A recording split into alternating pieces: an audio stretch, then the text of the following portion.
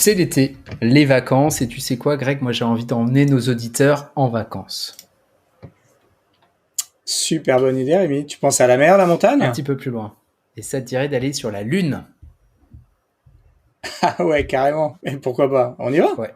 On y va comment du coup? Bah, justement. Je sais pas. On va parler du moyen de locomotion, des fusées, des très très grosses fusées qui vont nous permettre d'aller là-bas.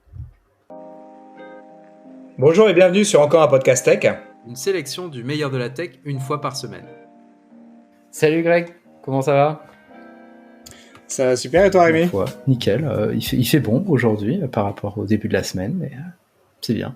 On devrait faire un point météo ça à se chaque rafraîchit, épisode. Je pense que les gens point sont météo, mais très bon. intéressés par ça. Surtout s'ils l'écoutent en plein hiver, ils sont « Ah oui, c'est vrai, il faisait bon à cette époque. » Exactement. Parce qu'on le répète pas assez, mais nos épisodes sont quand même ce qu'on appelle du contenu evergreen. Donc on est déjà dans une logique verte. Tout à fait. Voilà, l'objectif de nos contenus, c'est vraiment pas de faire du jetable. Donc l'épisode que vous écoutez aujourd'hui, il est enregistré en juillet 2022, mais si vous voulez l'écouter dans 6 mois, honnêtement, il sera toujours d'actu. Donc voilà, on essaie aussi de... Ouais. En l'occurrence, vous pourrez l'écouter au moins jusqu'en 2025, voire jusqu'en 2026 si ce dont on va parler commence à prendre du retard. Génial. Énorme. Eh ben écoute, voilà, ça lui donne une bonne durée de vie et ça, je trouve que c'est hyper vertueux. On fait des podcasts vertueux. Éco-conçus. Et du coup, alors, éco-conçus. Il faudrait qu'on parle de l'éco-conception. Oui. Je te jure, des sites et des applications, exactement. Il y a des trucs hyper intéressants là-dessus. Exactement. On en avait parlé rapidement. Sur un site, ouais. Sur un site éco-conçu. Sur un site, ouais. Mais sur les objets, sur les smartphones, les choses comme ça peut être intéressant aussi. Ouais. Il y a des choses... Ok, bah écoute, en tout cas, ce que je peux te dire, Rémi, c'est que avant de commencer, avant de rentrer dans le sujet, je voudrais prendre quelques instants pour remercier les personnes qui nous suivent, qui nous abonnent, qui s'abonnent, pardon, qui nous abonnent, et qui abonnent des gens de force. Et là, tu essayes de faire... Voilà. Alors, pour celles et ceux qui voient en vidéo, on peut voir que du coup, Rémi fait du pilotage mental, en fait, d'emojis. Donc, via des gestes et il peut directement afficher des emojis. Voilà, qui marche de façon aléatoire. Hein. Et là, on voit que tu nous as fait un pouce et il y a l'emoji pouce qui est venu en énorme sur l'écran. Donc ça, je trouve c'est plutôt très, très, très cool. Un jour, on vous expliquera le budget effets spéciaux de cette émission. Vous allez rigoler. C'est quand même n'importe quoi. Mais avant de rentrer ça, voilà. Donc, n'hésitez pas à partager nos sujets, partager nos podcasts, à nous suggérer des sujets, à nous donner des étoiles, toujours 5 sur iTunes ou sur Apple Podcast ou sur Spotify. Nous, on est vraiment très, très clients. Ça nous permet de rendre le podcast visible et d'en faire partager de nouvelles personnes. Donc ça, n'hésitez pas. On est toujours très, très intéressés par vos feedbacks et vos notes. Voilà, je pense que c'était le petit message de rigueur auquel vous êtes désormais habitués.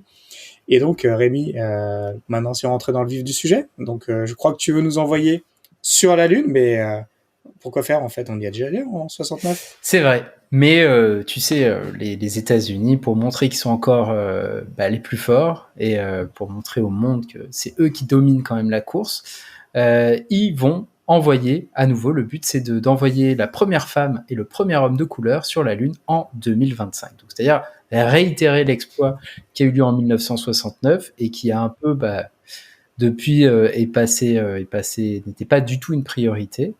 Et donc ça, c'est leur premier objectif 2025. Et en 2027, ils veulent commencer à construire une station orbitale autour de la Lune qui s'appellerait Gateway.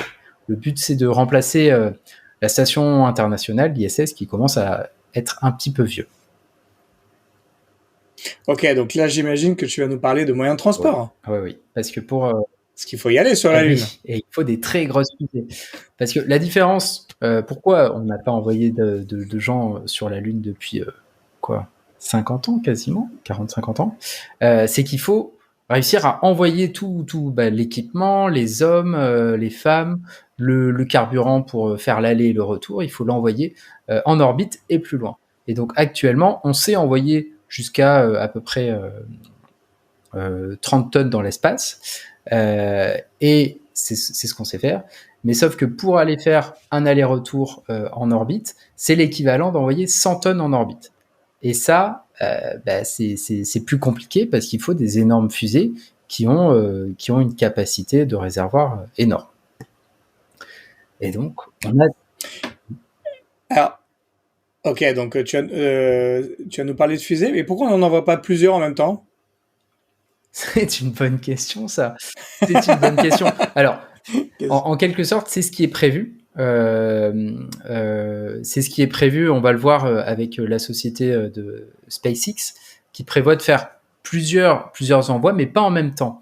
En même temps, pourquoi pas? Déjà, pour une question budgétaire, on va le voir, la fusée de la NASA coûte un bras, même beaucoup de bras pour envoyer. Et même si la fusée de SpaceX coûte aussi cher, à chaque fois, c'est quand même un procédé un petit peu artisanal sur lequel la fusée, elle doit être amenée sur le pas de tir. Ensuite, on doit tout régler, faire des vérifications techniques avant de tout envoyer dans l'espace. Et sachant que peut-être l'envoi dans l'espace, ça va exploser en cours de chemin ou sur le tir de lancement. Donc pour l'instant, c'est vrai qu'ils n'ont pas encore pensé à ça. Mais peut-être que ça viendra hein, quand il faudra coloniser Mars, la prochaine étape. Ok, donc là tu disais il y a deux fusées qui sont en face. Exactement. Donc d'un côté la NASA qui a annoncé le SLS, le Space Launch System, il y a à peu près 15 ans, qui a été créé sur les cendres du programme Ares, qui date d'encore plus avant, où l'idée c'était vraiment de renvoyer les hommes sur la Lune. C'est une organisation publique, donc la NASA. C'est réalisé avec plein d'industriels différents, avec Boeing, avec Lockheed Martin, etc. Donc beaucoup de fournisseurs. Et c'est ça qui fait que c'est un petit peu aussi compliqué à gérer, parce que il faut synchroniser cet énorme projet et tous ses sous-traitants. Ils partent d'une page blanche. Ça va être la plus grosse fusée jamais construite. Elle aura 15% de poussée de plus que la déjà énorme Saturn V, celle qui a emmené en 69 les hommes sur la Lune. Et on parlait du nombre de fournisseurs incroyables. C'est un gouffre financier énorme, quoi. Pour l'instant, c'est 93 milliards de dollars de dépenses, comparé aux 150 milliards de dollars de Saturn V mis en dollars actuels, qui expliquait de plusieurs façons. Le première partie, c'est que c'est toujours un flou du programme qui était dû aux politiques qui disaient on veut construire une énorme fusée, mais ils savaient pas exactement pourquoi. C'était est-ce qu'on va attraper aller chasser une météorite, est-ce qu'on va aller sur la Lune, sur Mars, plus loin, faire autre chose, construire une station. Voilà, le flou était très présent. Et ensuite, c'est nombreux sous-traitants. Et chaque lancement, et là tu vas peut-être avoir en partie ta réponse à pourquoi est-ce qu'on n'envoie pas 10 d'un coup comme ça c'est fait, chaque lancement coûterait environ 4,1 milliards de dollars. Donc bon, c'est une petite somme quand même. Et à côté de ça, c'est marrant, on a Starship Super Heavy, donc de la société SpaceX d'Elon Musk, je ne sais pas si vous connaissez, personnage auquel on dédie un épisode sur 2 ou 3 apparemment. Lui, c'est un peu des foufous. Ils ont annoncé leur projet de méga fusée en 2017, donc il y a 5 ans. C'est une entreprise privée. Et le but, c'est vraiment de réduire les coûts en réutilisant au maximum et en étalant les usages de la fusée. Donc pour ça, ils font plusieurs points. Le premier, c'est que c'est tout réalisé en interne. Donc SpaceX va réaliser les moteurs, la carlingue de la fusée, l'équipement à l'intérieur, tout. Ils vont réutiliser... Donc pas de sous-traitants. Pas de sous-traitants. Versus la NASA. Exactement. Ils réutilisent un max de composants et de technologies existantes, donc notamment les réacteurs, les systèmes de contrôle, etc. Ils vont essayer de faire en sorte de construire sur l'existant pour pas tout avoir à réinventer. Et l'idée, c'est que ça soit une fusée versatile. Donc on puisse à la fois se dire, tiens, je l'envoie pour envoyer plein de satellites en orbite de la Terre, ou que je l'envoie en mission plus longue dans Lune, mais l'objectif final de Elon Musk est Mars. Donc l'idée, c'est que ça soit une première étape vers cette mission beaucoup plus longue. En termes de puissance, on est à 75% de plus que Saturn V, et c'est là où c'est vraiment énorme, c'est que Starship sera capable d'envoyer plus de 100 tonnes en orbite basse. Orbite basse, c'est là où on a la plupart des satellites qui sont autour de la Terre. Et le coût sera inférieur à 10 millions de dollars. En gros, donc là, ça représente un peu rien du tout, mais en gros, ça fait un prix commercial par kilo de 50 dollars. Donc, ce qui est énorme. Vous pouvez vous dire, tiens, j'envoie, mon micro, là, il doit peser à peu près 500 grammes. j'en envoie 2, ça me coûte $50 pour envoyer autour de la Terre. Bon, ça ne sert absolument à rien, mais je peux le faire. Et c'est à comparer aux futurs 10 000 € par kilo de la future Ariane 6 européenne. La seule fusée qui soit capable en termes de coût, en tout cas, de rivaliser avec SpaceX. Donc s'ils arrivent à faire ça, c'est énorme. Ça veut dire que envoyer des trucs en orbite, ça coûtera vraiment rien du tout. Rien par rapport ouais. à rien. Et donc chaque lancement coûterait dans les $1 million. En tout cas, c'est ce qu'a annoncé Elon Musk. Et là, pareil, ça devient finalement à la portée de pas n'importe qui, mais de beaucoup d'entreprises et d'entrepreneurs. $1 million, on les trouve quoi si on a un projet. Donc c'est fou. Et l'idée, c'est que c'est bâti sur une fusée qui est réutilisable, et c'est ça aussi qui fait les coûts. Hein. On l'a vu pour la fusée de la NASA, $4,1 milliards à chaque lancement, parce qu'à chaque fois, ils reconstruisent tout dans la fusée. Alors que là, si vous avez une fusée que vous réutilisez...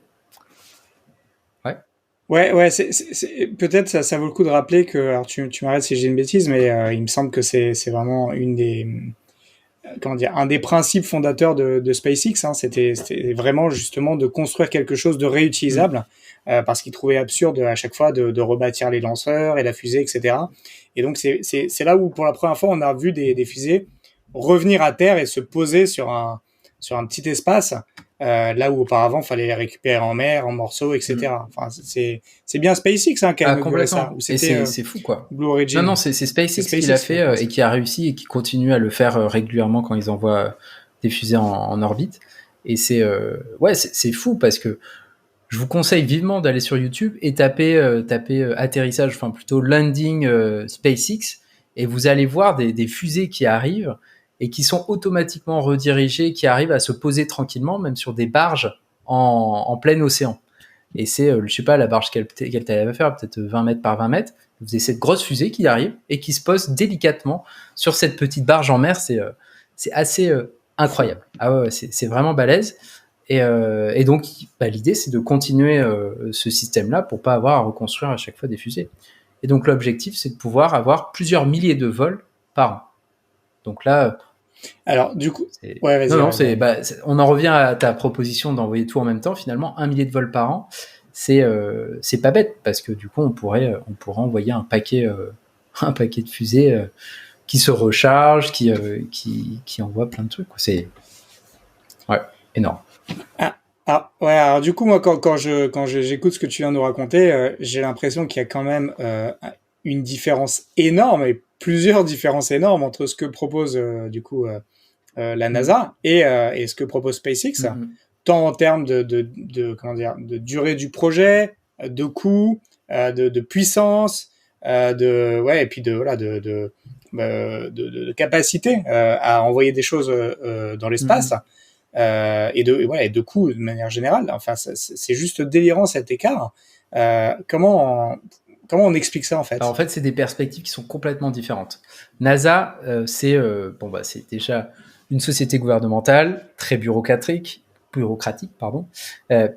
a une vision complètement classique des missions spatiales, sur lequel une mission égale un travail sur mesure. C'est que tout va être construit pour réaliser cette mission. Donc, est-ce qu'il faut poser un rover sur Mars ? Est-ce qu'il faut aller lancer un satellite ? On va tout créer quasiment de zéro pour lancer ça. Et c'est ce qui explique que ce travail sur mesure va coûter une blinde, mais être nickel. Ils ont des conditions très strictes en termes de sécurité. C'est une façon de voir les choses qui est resté assez stable finalement depuis le début de la conquête spatiale, et qui c'est même plutôt, je pense, encore plus bureaucratisé. Il y a beaucoup de process, ce qui fait que je pense que c'est difficile d'en sortir. Mais c'est pareil pour l'Union européenne et Ariane Espace, qui construisent, tu vois, sur lequel on a les premiers essais qui devraient arriver de Ariane 6, donc le nouveau lanceur européen. Et ce qu'ils ont loupé, c'est qu'ils auraient pu faire de ce lanceur un lanceur réutilisable aussi. Sauf que c'est pas la piste, parce que je crois que quand le projet a été lancé, SpaceX avait déjà commencé au moins à émettre l'idée de faire des lanceurs réutilisables, mais sauf qu'on n'a pas fait ça. Donc là, on arrive sur des lanceurs qui seront aussi jetables. Donc, Ouais, faut peut-être le préciser. Ça, on le voit pas mal quand on lit la bio d'Elon Musk. Hein, c'est vraiment quand il s'est lancé dans la course spatiale, personne ne le prenait au sérieux en fait. comme pour les voitures. Hein. Personne ne voulait lui vendre, personne exactement. Donc il était vraiment, enfin pas du tout crédible. Personne voilà, tout le monde trouvait que c'était fantaisiste et impossible. Et quelque part, j'ai l'impression que ça a été son meilleur moteur hein, pour montrer Ouais, justement à toutes ces institutions Ouais. qu'elles avaient tort et comment il pouvait lui proposer quelque chose de plus efficient et de finalement innovant. Non, mais tout à fait. Moi, je pense que c'est aussi un des élans qui lui a permis de fonctionner. Et d'ailleurs, il y a un truc qui se dit beaucoup sur lui, c'est que il promet souvent des dates. Généralement, il les tient pas, mais par contre, il arrive quand même à faire ce qu'il a dit. Donc, c'est pour ça que moi, voilà, peut-être que là, l'idée de ces lancements, c'est qu'ils arrivent, que le lancement se fasse d'ici quelques années. Mais n'empêche que même s'il loupe la date butoir, ça arrivera quoi, dans la décennie à venir. Avant 2030, c'est possible qu'il y arrivera. Et là, ça sera une révolution. Enfin, ça sera assez incroyable. Donc, et l'intérêt, du coup, si on repasse, donc là, on a vu la NASA pour qui elle fait pour chaque élément, enfin, pour chaque mission qu'elle va faire, l'idée, c'est vraiment de faire du sur-mesure pour économiser le maximum de place, optimiser le coût du lancement et donc faire que du sur-mesure, donc ce qui coûte très cher. Starship, de l'autre côté, c'est un nouveau paradigme. En fait, il va proposer énormément de place, 100 tonnes dans sa fusée, en fait. 100 tonnes, c'est énorme. Et de façon régulière. Donc, c'est-à-dire que vous pouvez envoyer 100 tonnes le lundi et 100 tonnes le mercredi. Et l'idée, et c'est là où le paradigme est complètement changé par rapport à l'idée de la NASA qui fait tout sur mesure avec du matériel sur mesure, c'est que vu que le coût diminue pour lancer du matériel dans l'espace, on pourrait imaginer que plutôt que de créer des trucs sur mesure, on va mettre des engins de chantier et des modules préfabriqués directement dans la fusée. Et avec, bien sûr, on les modifie un petit peu pour les adapter dans l'espace. Plutôt que de créer des outils spécialisés à plusieurs millions de dollars, genre les rovers sur Mars coûtent très, très cher, ou sur la Lune.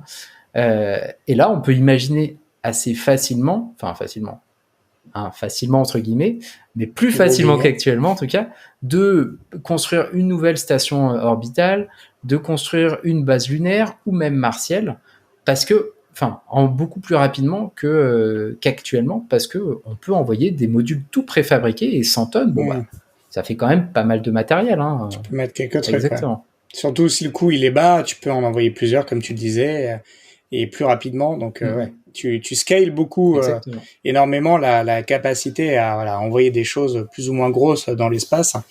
Et ça, c'est quand même un prérequis à la construction de quoi que ce soit. Tout à fait. Et du coup, ça change complètement. C'est comme si tu essaies de construire une maison dans une montagne et en fait, tu as un scooter pour amener les matières premières et le bois et le ciment et le truc, contre les allers-retours et contre ta capacité à amener à chaque aller-retour des composants. C'est un petit peu la même chose avec l'espace en fait. Tout à fait.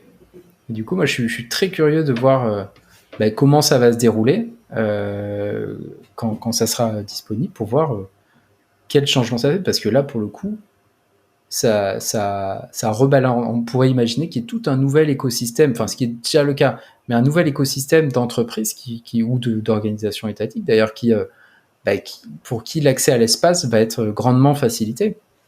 Donc, on aura peut-être des nouvelles stations orbitales, des nouvelles personnes qui veulent aller construire un ensemble hôtelier sur la Lune, des choses comme ça. Ça peut être intéressant. Complètement, et ça, du coup, ça met quand même, ça met quand même SpaceX dans une position de force énorme, hein, puisque si eux maîtrisent le moyen de transport de manière vraiment beaucoup plus poussée que leurs concurrents les plus directs, finalement, voilà, tu es obligé de passer par eux. Donc, ils peuvent demain fixer les prix qu'ils veulent, ils peuvent empêcher ou décider qui va ou pas sur la Lune ou ailleurs. Donc, c'est vrai que ça leur donne aussi un pouvoir énorme. Hein. Ah, tout à fait. Ah, c'est énorme. Pour une entreprise, on le rappelle, privée. Oui. Et oui. Ok, et du coup, quid des autres pays? Parce qu'on a beaucoup parlé des US jusqu'à Oui. présent. Et ben, Qu'est-ce qui se passe ils ont pas ailleurs dans le tellement monde? il n'y a pas vraiment d'autres méga fusées qui sont disponibles. En Union européenne, le but de Ariane 6, c'est vraiment d'avoir un lanceur qui permette d'envoyer des choses en orbite pour moins cher qu'actuellement. Et ce qui est pour l'instant, enfin, ce qui va être le cas, hein, on parlait de 10 000 euros par kilo, c'est pas hyper cher en vrai. Hein. Je sais plus les prix actuels, mais c'est un prix correct. Et il n'y a pas de plan pour créer cette sorte de super lanceur. En Russie, ils ont abandonné leur gros lanceur Yenisei en 2021. Donc le seul finalement concurrent possible, ça serait la Chine. Ils ont une méga fusée qui est en cours, qui s'appelle Long March 9. L'idée, c'est de pouvoir lancer 150 tonnes en orbite basse à partir de 2030. Donc ce qui est pas mal. Hein. Pour rappel, la fusée de SpaceX, c'est 100 On est à tonnes. 100 tonnes. Et l'objectif vraiment officiel, c'est de gagner la Lune et ensuite Mars. Donc ça, ils l'ont dit clairement. Donc peut-être que d'ici 2030, 2035, 2040, on peut imaginer que la Chine pose le pied sur Mars. Vont-ils le faire avant SpaceX? Surprise. Hyper intéressant. Ouais. Et donc, si vous voulez suivre ça, pour le SLS de la NASA, il y a 3 missions. Artemis 1, 2 et 3. Artemis 1, il cible entre le 23 août et le 6 septembre 2022. Donc, si vous écoutez ça en septembre, fin septembre, vous savez si ça a réussi ou pas. L'idée, c'est d'avoir une mission non habitée autour de la Lune, juste pour vérifier que tous les systèmes fonctionnent bien et qu'elle arrive bien à faire ça.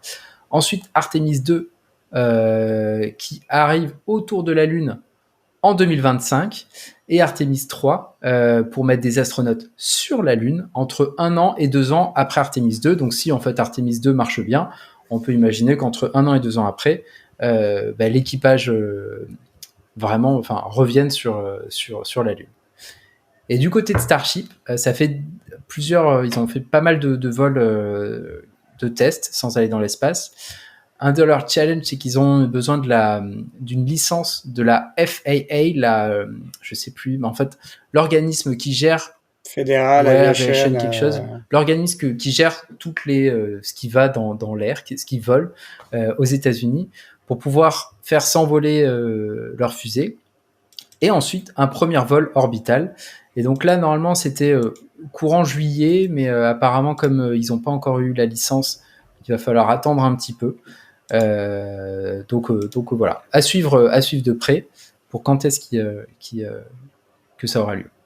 Ce qui est intéressant. La FAA, c'est la Fédéral Aviation Administration. Ah, très bien, parfait.